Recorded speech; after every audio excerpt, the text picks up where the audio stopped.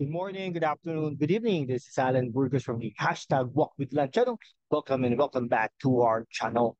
Okay, so let us just honor our subscribers. They are now 6,179. So ano na lang guys, no? 21 subscribers before we hit the 6,200 subscribers. And if you are not yet subscribed to our channel, please do it so now so that you can be a part of this family and this community. Maraming salamat po. God bless you all. Okay, so ang ano po natin, pag-usapan po natin ngayon ay, ano na po, ano lang, ilang minuto lang, no? From ilang minuto lang mula ngayon, no? Na ilang minuto before ay sumagot na po, no? Si Speaker Romualdez, no? Sa mga patutsada at mga accusation ng mga Dutertes. Okay, so ako rin po, nagulat po din ako no? Kaya po talagang ano, no? Kaya po nagano po tayo na po deserve ba Pangulong Bongbong Marcos ang ating mga suporta. Okay? So sinabi po natin doon ay talagang deserve naman po niya because he was voted by the electorate of um, 31 million Filipino votes, no? So majority po 'yan.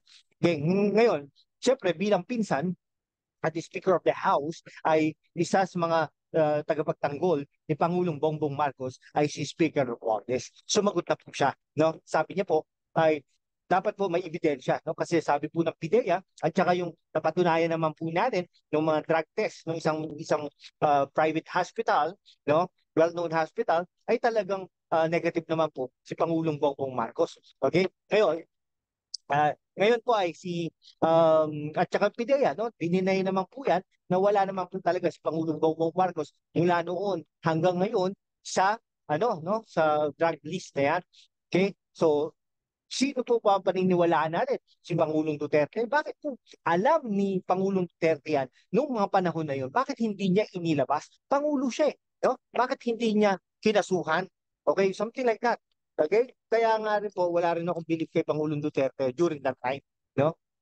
Kaya sinasabi ko nga, dapat suportahan nyo yun dahil sinusuportahan ng kanyang anak na si Vice President Sara Duterte.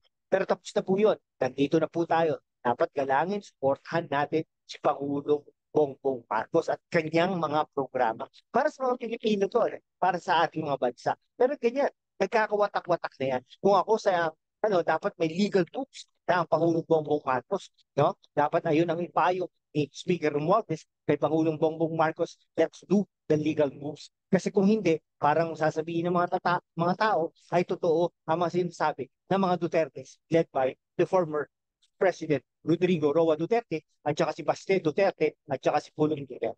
Okay? Pero parang ayoko na ng mga ganun. Ayoko na ng mga ganun matapang na gusto ko kalmado na naman, no? Something like that. Pero at the same time, medya-medya, no? Ganun. So si Speaker Romualdez, no? Sabi niya, wala namang katotohanan na ganun, no? Nabubudol-budol lang tayo ng mga Dutertes. Tayo po sa ating programa, kung wala po tayong kinikilingan, no? Kung ano po yung katotohanan at yung opinion po natin, insights po natin, based on that record, based on what we see, based on what we have read, etc., based on our analysis, yun po ang sinasabi natin sa programa. Pero yung mga opinion niyo po ay napakahalaga po sa amin, no? So lahat po yan binabasa natin as much as possible. Kung pwede pong sagutin yan, sinasagot po natin yan. Shoutout na po pala sa ating mga subscribers, no? Sa bawat parte ng mundo, meron po tayong mga subscribers. Okay, sa bawat kontinente, meron po tayong mga subscribers. Maraming salamat po. Okay? Kayo po ba? Sang-ayon po kayo sa sagot Speaker Romualdez? Okay? Na pinagtatanggol naman niya ang kanyang pinsang buo na si Pangulong Bongbong Marcos. Okay? Sige, dito na lang po mga kaibigan ko.